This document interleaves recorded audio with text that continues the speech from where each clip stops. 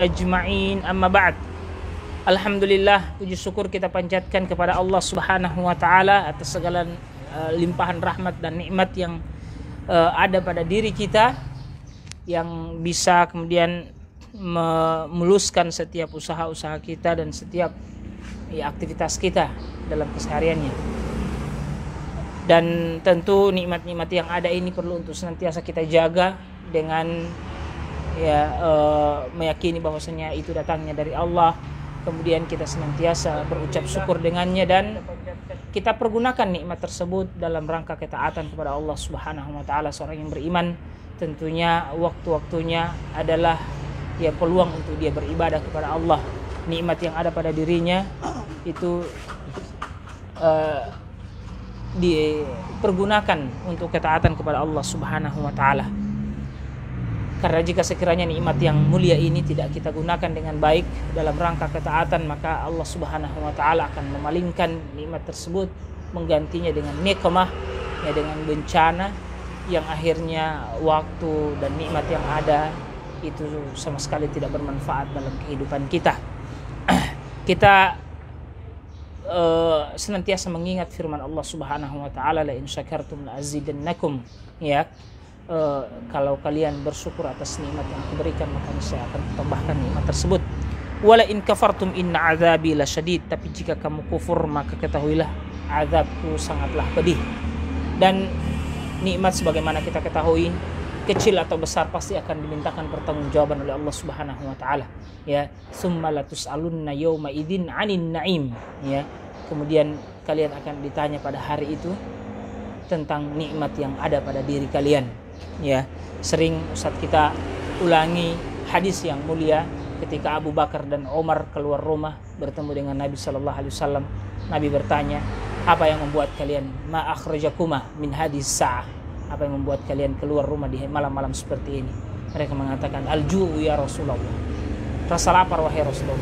Setelah mereka mendapatkan makanan, Nabi sallallahu alaihi wasallam mengingatkan kepada mereka tentang nikmat itu. La tus'alunna hadhihi ni'am yaumal qiyamah. Bahwasanya nikmat ini pasti akan ditanya di hari kiamat. Olehnya seharusnya bagi kita terpanggil untuk mempergunakan nikmat ini dalam rangka ketaatan kepada Allah Subhanahu wa taala. Kita bersalawat kepada baginda Nabi Muhammad sallallahu alaihi wasallam, kepada para sahabat dan keluarganya, kepada istri-istri beliau yang suci yang mulia, dan semoga terus sampai pada kita yang istiqomah di atas sunnah beliau ila yaumil qiyamah. Pada hari ini kami bincang-bincang santainya di Jack Kopi Bone Bolango, Jack Kopi kedua ini, Jack Kopi 2 yang terletak di perbatasan Bone Bolango dan Kota Gorontalo saja. Setelah perbatasan beberapa meter, mungkin sekitar 50 meter setelah perbatasan ke arah Suwawa, ini kita akan bertemu dengan Jack Kopi di sebelah kiri. Sebelah kiri kalau kita ke arah Suwawa. Tempatnya bagus, luas dan tenang juga. Bagi yang ingin santai kemudian sambil minum kopi, bisa langsung datang ke Jack Kopi di Bone Bolango. Ahlan wa sahlan kami ucapkan kepada para pemirsa yang ada di rumah yang sudah bergabung bersama kita, ada di rumah atau mungkin ada di tempat kerjaannya sambil menyaksikan bincang-bincang santai ini. Kami ucapkan ahlan wa sahlan, selamat bergabung di acara yang kita cintai bersama, yaitu bincang-bincang santai yang membincangkan atau memperbincangkan persoalan agama dengan santai, tapi berusaha untuk terus serius, dan meskipun serius kita juga senantiasa santai, kita senantiasa santai, karena biasanya agama ini kalau diambil dengan terlalu serius juga kadang kita sendiri yang bosan dengannya. Makanya al-imanu sa'atan fasa'ah, iman itu kadang ada waktunya, kadang dia naik dan kadang dia turun, dan ini artinya seperti itulah kita. Kita kadang serius, kadang juga kita perlu untuk santai. Baik, para pemirsa yang dirahmati Allah Subhanahu wa taala, tetap bersama Ustadz kita karena ini adalah acara yang beliau asuh. Alhamdulillah ini sudah hampir bagus suaranya Ustadz sudah hampir 2 tahun ini kita mengasuh bincang-bincang santai. Alhamdulillah. Ya, semoga Allah Subhanahu wa taala terus berikan kepada kita keistiqomahan dalamnya. Baik, kita sapa Ustaz kita. Assalamualaikum Ustaz, bagaimana kabarnya Ustaz? Waalaikumsalam warahmatullahi wabarakatuh. Alhamdulillah sehat walafiat ya. Alhamdulillah. Dan kita pada kesempatan kali ini membahas materi tentang hadis Jibril. Iya, Jibril bertanya, Nabi menjawab, dan sekarang ini sudah sampai ke pertemuan ke-12. ya. Insyaallah ya. Pertemuan ke-12. Dan kita membahas tentang iman, al-imanu bil kutub. Iya. Ya. Kita beriman kepada, pembicaraan kita pada pagi hari ini beriman kepada kitab Allah Subhanahu wa taala. Kemarin kita bicara tentang iman kepada malaikat ya. Betul Ustaz. Kepada malaikat, dan hari ini kita akan bicara tentang iman kepada kitab-kitab Allah Subhanahu wa taala. Dan keimanan kita tidak akan sah kecuali beriman kepada kitab-kitab yang diturunkan oleh Allah Subhanahu wa taala. Kullun amana billahi wa malaikatihi wa kutubihi wa rusulihi. Ya, semuanya beriman kepada Allah, malaikatnya, kitab-kitabnya, dan rasul-rasulnya. Jadi ini yang akan kita bahas. Ya, ini yang akan kita bahas. Dan beriman kepada kitab Allah Subhanahu wa taala, kita bisa kategorikan beriman dengan dua model dan dua cara. Model yang pertama secara global, ya, secara ijmalan, secara global. Dan model yang kedua adalah secara rinci ataupun tafsil. Tapi sebelumnya kita mau coba sapa dulu teman-teman. Ya, silakan disapa dulu. Ya, saya sapa dulu ya. Baik, ahlan wa sahlan. Ini yang sudah masuk bersama kita ada Abu Muhajir Lasaba, ahlan wa sahlan. Ada ada Ibu Linda Husain, alhamdulillah menyimak. Ada Pak Rohimuddin Husin ya. Assalamualaikum warahmatullahi wabarakatuh. Waalaikumsalam warahmatullahi wabarakatuh. Alhamdulillah, BBS yang ditunggu akhirnya tayang juga. Alhamdulillah. Alhamdulillah ya. Ada Zulfikar Ibrahim, alhamdulillah menyimak Ustadz ya. Ahlan wa sahlan. Ada Ibu Sri Tasbih ya. Assalamualaikum barakallahu fikum wa fikum barakallah. Ada Aflah menyimak Ustadz. Ada Pak Amran bin Yusuf. Assalamualaikum Ustadz berdua. Wa barakallahu fikum ya. Wa fikum barakallah. Waalaikumsalam warahmatullahi wabarakatuh. Baik para pemirsa yang dirahmati Allah Subhanahu wa taala. Jadi sebagaimana tadi kita dengarkan dari Ustadz kita bahwa kita akan membahas tentang iman bil kutub ya. Insyaallah kita sudah part yang ke-12 ini Ustadz. Ke-12. Ya. Kita sudah runtun dari Masya Allah. Jazakallah khair. Syukran. Insyaallah. Jazakallah khair. Kopi dan ya, ini dihidangkan kopi. Kopi Masya Allah besar sekali gelasnya. Baik, kita sudah meruntun pembahasan hadis Jibril ini. Jibril bertanya, Nabi menjawab dengan tema besar yang kita angkat. Sudah 12 kali atau 12 part. Dan sekarang kita tiba pada rukun iman yang keempat ya. Keempat atau ketiga Ustaz ya, ketiga ya. Iman billah, kemudian bil malaikah, dan yang ketiga ini bil kutub ya. Bil kutub. Nah,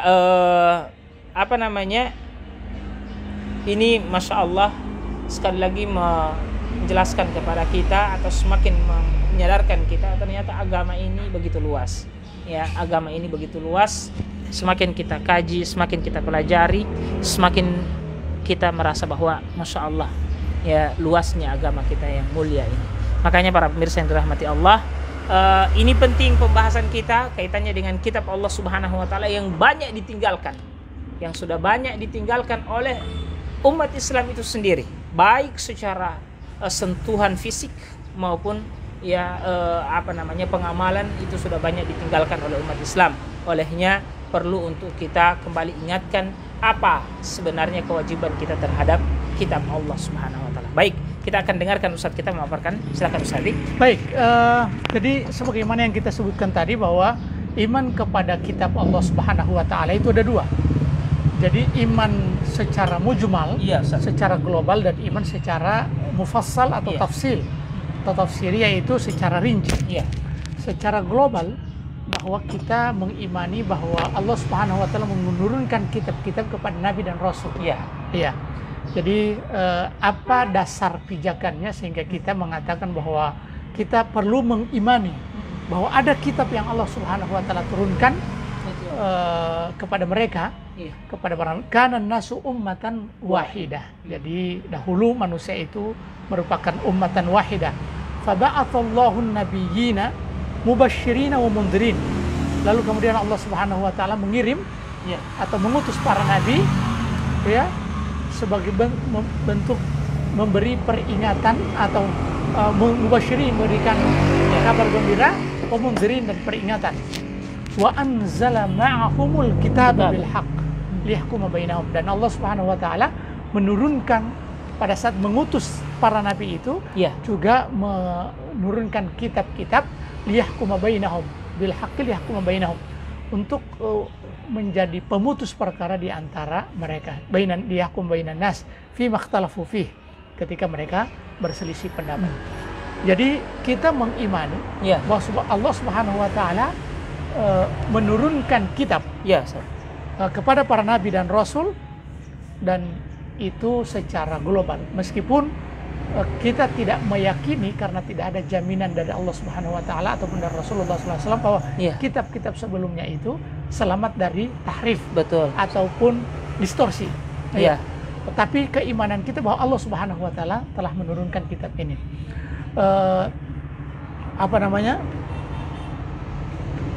Jadi dalam ayat yang kita sebutkan tadi bahwa dari surat Al-Baqarah ayat 213 bahwa Allah Subhanahu wa taala tadinya manusia ini dalam keadaan umat yang satu.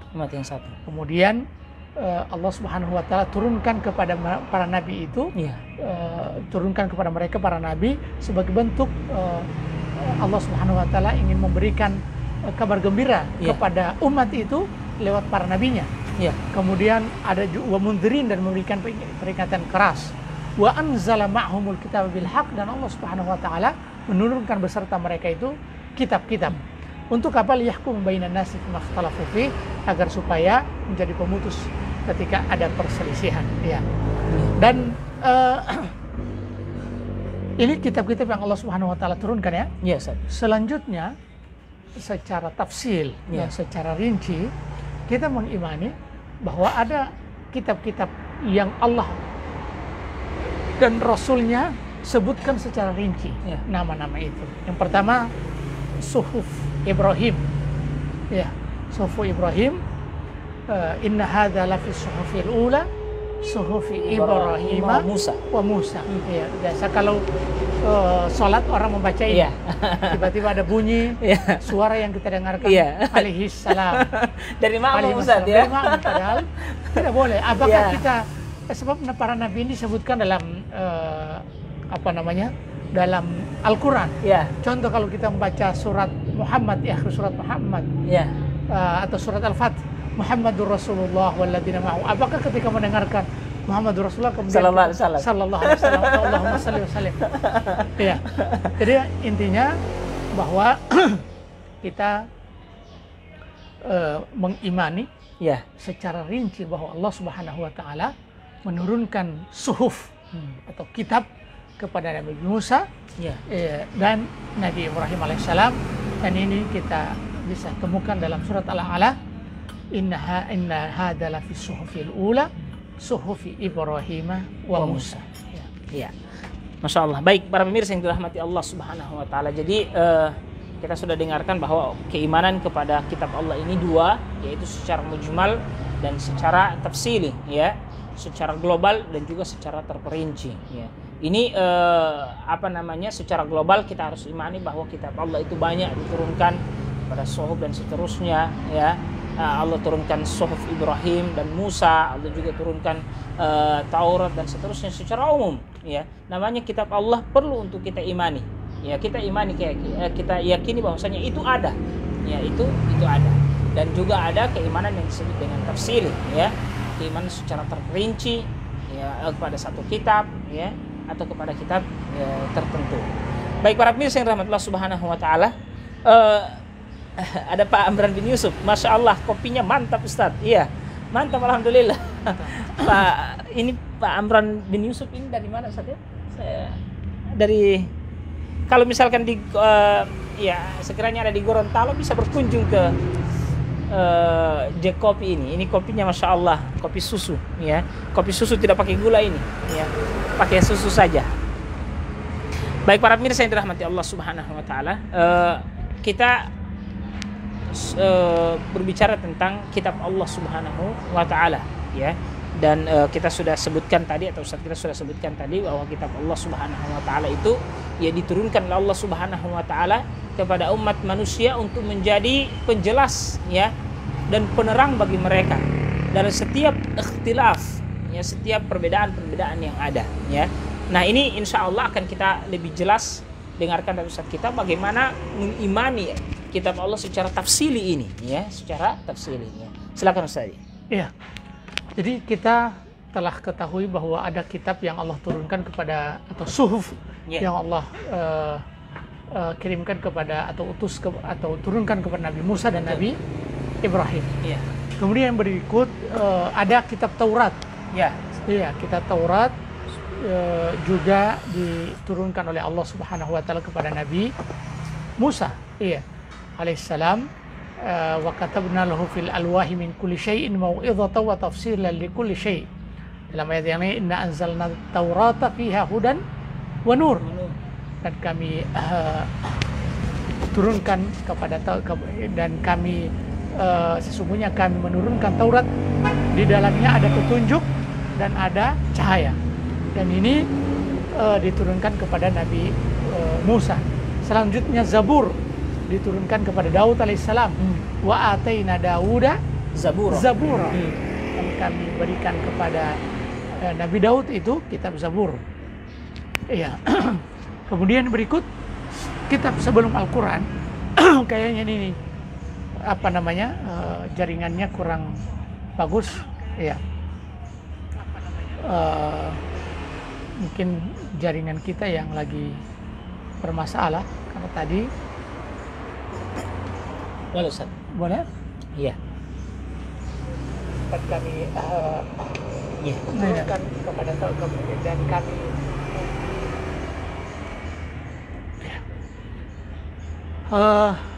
apa namanya, sampai di mana tadi? Zabur Ustaz, kitab Zabur. Kemudian kitab Injil, Allah Subhanahu Wa Taala menurunkan kitab Injil kepada Nabi Isa alaihissalam. Dan ini proporsionalnya Islam. Ya. Islam itu mengimani kitab-kitab terdahulu. Keberadaannya diiman, di mana Allah Subhanahu Wa Taala pernah menurunkan kitab itu. Tapi apakah kitab-kitab baik Taurat, Zabur, Injil, Suhuf Ibrahim masih ada sampai sekarang? Kalaupun masih ada sampai sekarang, apakah dia masih original? Maka umat Islam juga meyakini bahwa sesungguhnya kitab-kitab itu setelah didistorsi.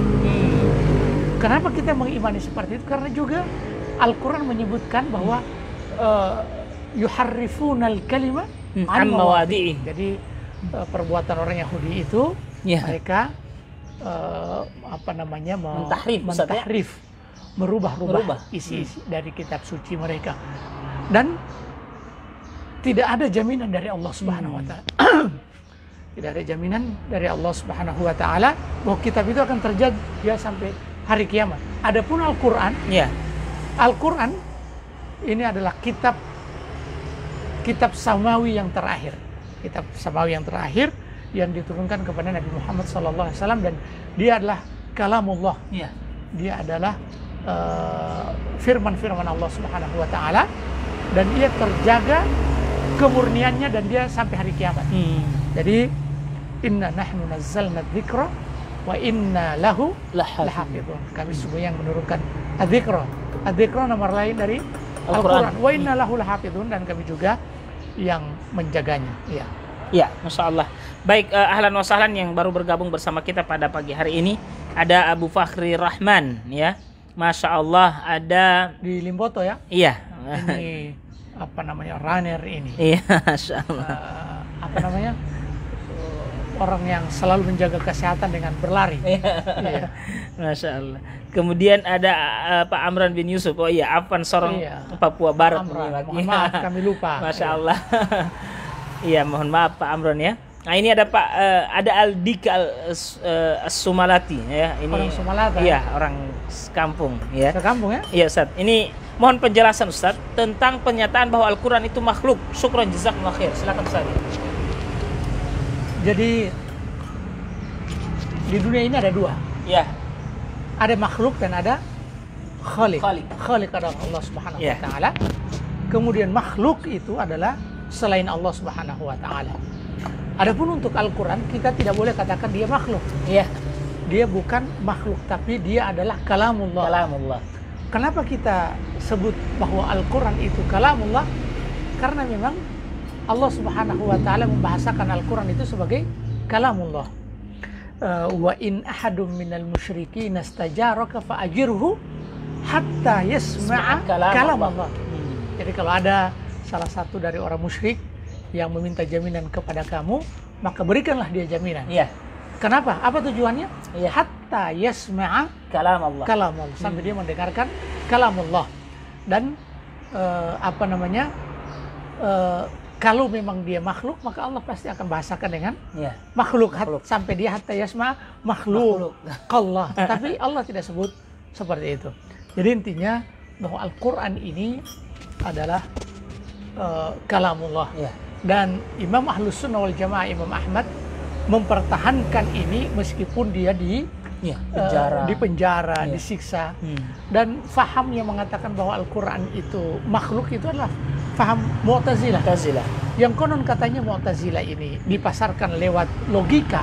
Dan bahkan hari ini orang-orang yang senang dengan pola pikir Mu'tazilah yang bersandar kepada logika, maka sesungguhnya kalau kita telusuri, faham Mu'tazilah itu tidak dipasarkan lewat logika. Ya, meskipun mereka hanya mengandalkan logika, tapi dalam penyebarannya dia tidak dipasarkan dengan logika. Justru dia dipasarkan dengan kekuasaan dan paksaan. Di zamannya Ma'mun Ma'mun, di zaman itu memang ilmu kalam, kemudian juga ilmu-ilmu filsafat dan yang mempengaruhi agama, sehingga muncul yang namanya fitratul i'tizal, yang Mu'tazilah, yang beranggapan bahwa sesungguhnya Al-Quran itu sebagai makhluk. Dan Imam Ahmad yang pada saat itu meskipun dia disiksa, dia tetap yakin dan percaya bahwa Al-Quran itu sebagai kalamullah. Kalamullah adalah firman Allah Subhanahu wa taala. Wallahu taala alam. Iya. Baik, jadi seperti itu ya. Aldika, terus jawabannya Ustaz tadi, memang Al-Quran ini bukan makhluk ya. Dia adalah kalamullah. Dan orang-orang yang mengatakan bahwasanya Al-Quran adalah makhluk tentu punya tujuan ya, punya tujuan untuk melemahkan ya kemukjizatan Al-Quran itu sendiri. Karena yang namanya makhluk pasti ada kekurangannya ya, ada kekurangan, ada hal-hal yang tidak bisa dia lakukan ya. Makanya mereka mau katakan Al-Quran itu sebagai makhluk untuk ya melemahkan kemujizatan Al-Quran itu sendiri ya. Dan bagi kita Ahlus Sunnah wal Jamaah ya, tidak pernah menganggap sedikit pun Al-Quran itu adalah makhluk. Dia adalah kalamullah yang la raiba fih, tidak ada keraguan padanya ya, dan tidak ada yang bisa menandinginya sedikit pun. Baik, ahlan wa sahlan Pak Rahmat Rahman. Bismillah, assalamualaikum warahmatullahi wabarakatuh. Barakallahu fikum wa fikum barakallah. Ada Amron Togani ya, sedang menonton ya. Ada Ramdan Mustafa ya, datang ke sini ya, kan cuma dekat ini Pak Ramdan Mustafa ini, ayo ke sini ke Jack Kopi ya, kami menunggu, ada Ustadz kita, ada Murabbi di sini ya. Iya, jadi datang ke Jack Kopi ya, kami tunggu ya. Iqbal Karim kalau ada di Kabila juga, Iqbal bisa datang ke Jack Kopi ya. Masya Allah. Ustadz, ini ada pertanyaan lagi Ustadz, bagaimana agar kita bisa mengamalkan Al-Quran bukan hanya menghafalkannya? Silakan Ustadz. Memang Al-Quran itu pertama Jadi nanti akan kita bahas nanti Ya, ada wajibatuna nahwal Quran. Apa kewajiban kita ketika atau terhadap Al-Quran. Jadi yang pertama, Al-Quran itu nih sama saya ini sering ada gangguan. Kayaknya memang sering ada gangguan ini. Al-Quran itu pertama, Al-Quran ini dibaca. Iya. Iya.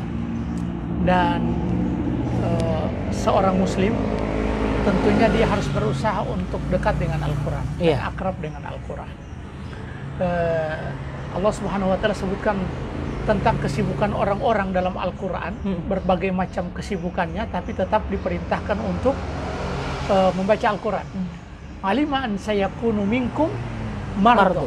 Allah Subhanahu wa taala tahu bahwa ada di antara kalian ada orang sakit. Wa akharuna yadribuna fil ardi yabtaguna min fadlillah. Dan ada orang yang beraktivitas mencari rezeki Allah bertebaran di muka bumi. Wa akharuna yuqatiluna fi sabilillah. Dan ada di antara mereka yang berperang di jalan Allah. Apa setelahnya? Faqra'u ma tayassara minhu. Faqra'u ma tayassara. Maka bacalah walaupun mudah bagi kamu, hanya sedikit saya dari Al-Quran. Mudah bagi kamu untuk baca Al-Quran. Jadi tidak ada alasan orang sakit, orang mencari rizki, kemudian orang berjihad fisabilillah, tetap Allah perintahkan untuk membaca Al-Quran.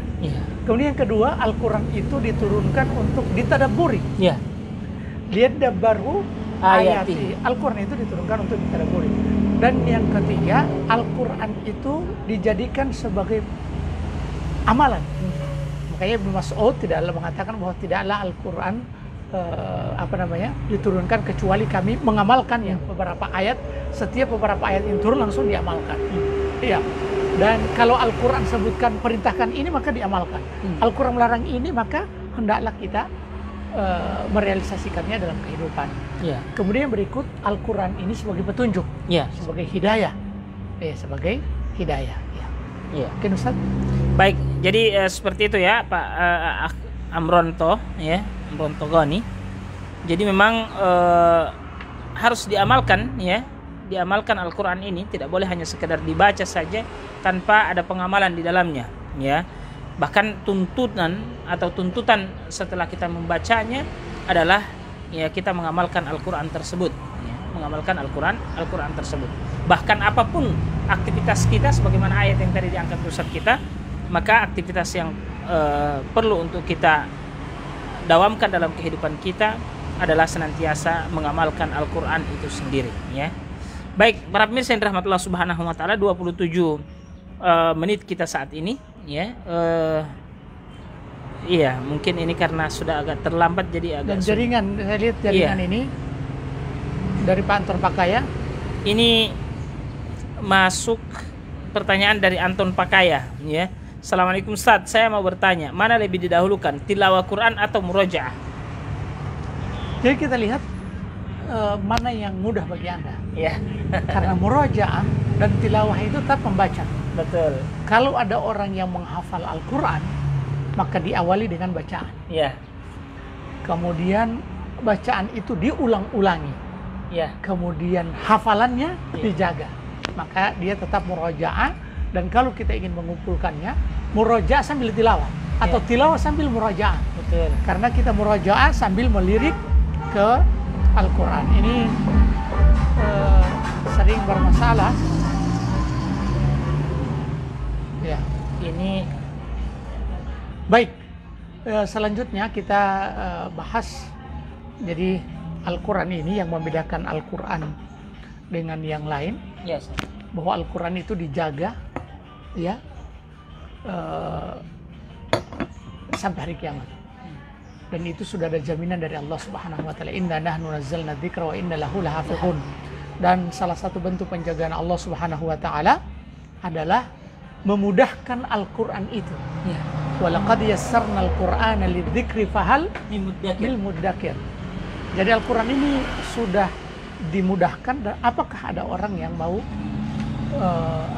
mengingatnya. Dan itu 4 kali diulang oleh Allah dalam satu surat. Dalam satu surat Al-Qamar, diulang-ulangi sebagai isyarat bahwa sesungguhnya Allah Subhanahu wa taala memudahkan Al-Qur'an ini. Fahal min muddakir, adakah orang yang mau mengingat? Ya. Baik, para pemirsa yang dirahmati Allah Subhanahu wa taala, ahlan wa sahlan bagi yang baru bergabung pada kesempatan hari ini bersama kita di bincang-bincang santai ya. Kita ada Pak Andrea yang telah melaik ya. Masya Allah. Ada Pak Hajar Al-Aswad ya. Ada Aldika Sumalati tadi. Ya. Ada Ilham Dipu. Masya Allah. Yum Amuda. Ini Ummu Aisyah. Ini jaringannya. Iya. Dari tadi jaringan ini bermasalah.